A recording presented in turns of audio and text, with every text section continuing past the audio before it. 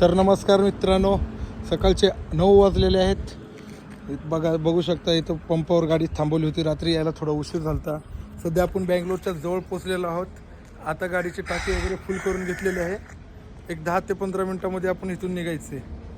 मग काय इथून डायरेक्ट चेन्नई जायचं आहे. नॉनस्टॉप आलतोच तरी साताऱ्याहून भरपूर आपण रनिंग वगैरे कव्हर केलेली आहे. थोडंच त्या कारण कसं माहिती आहे का, कंटिन्यू आपण भारतचं डिझेल वापरतो. कारण ॲव्हरेजला पण भरपूर काही डिफरन्स पडतो ना, त्याच्यामुळे मग जेव्हा आपण जाईल कुठे पण डिझेल घालायचं म्हणजे तर फक्त भारतचं डिझेल घालतो ना. म्हणून तर आपल्याला एकच मॅपला सुद्धा तेच टाकतो, ओन्ली BPCL. कारण BPCLचं ॲव्हरेज एवढं भारी आहे, दुसऱ्या कंपनीच्या पंपाचं कुठलंच भारी नाही. कारण आपल्याला ॲव्हरेज पण आपल्या गाडीला पण तसं पडतं. त्याच्यामुळे कंटिन्यू आपण BPCLचंच डिझेल घालतो गाडीमध्ये. त्याच्यामुळे रात्री इथं पंपावर येऊन थांबलो. मग झोप वगैरे भरपूर येत होती, त्याच्यामुळे इथे पंपामध्ये येऊन झोपलो. पुन्हा मला सकाळी फ्रेश वगैरे होऊन मग आपण पुढच्या वाटेला लागू.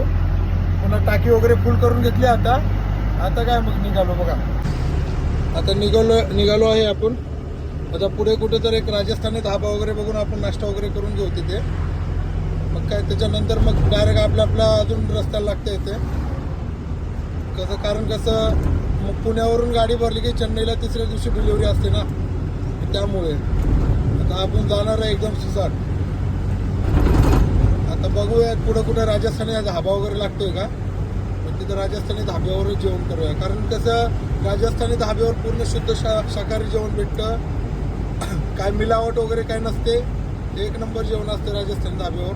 त्याच्यासाठी चला मित्र, भेटूया पुढच्या ब्लॉगमध्ये.